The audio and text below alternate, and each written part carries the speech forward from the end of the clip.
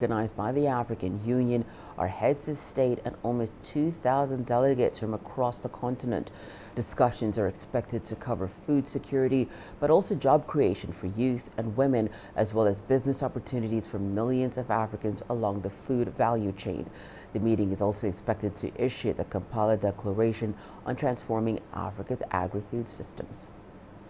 It is by focusing on execution that we can make a meaningful impact on our continent and our people. We must move not with the times, but ahead of the times.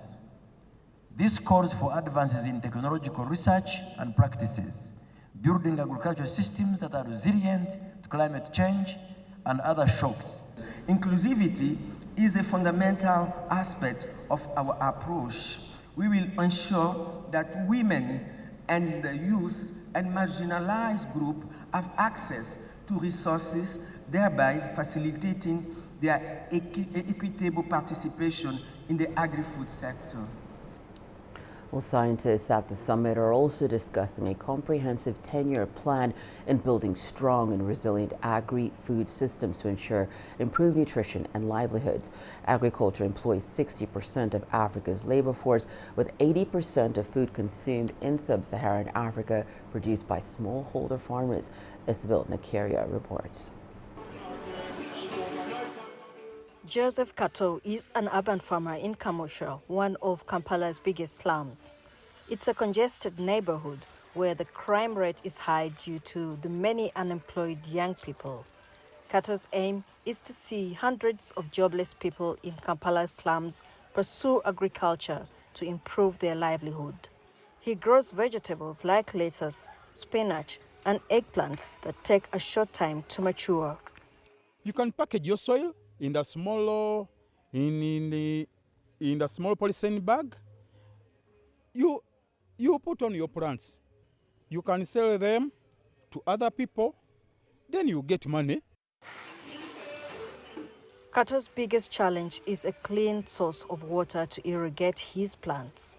He's dug a well in his garden, but since it's a slum, he fears the water is contaminated due to the shallow pit latrines in the area. His well also sometimes runs out during the long dry spells, affecting his yields.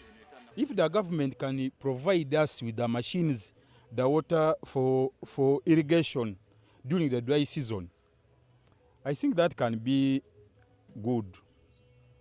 And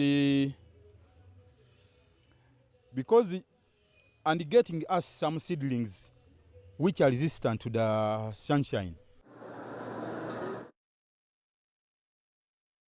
Support smallholder farmers like Kato is part of the agenda of the African Union meeting going on here in Kampala.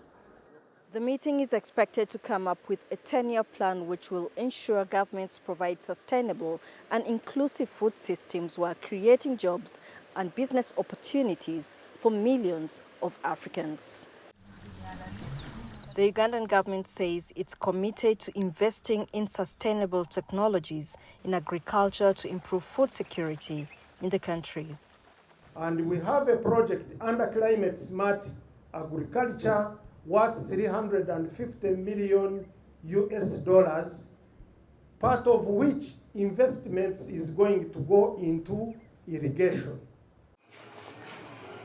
Farmers like Kato are hopeful governments will invest in technologies that will help them adapt to the changing climate and reduce risks of food insecurity.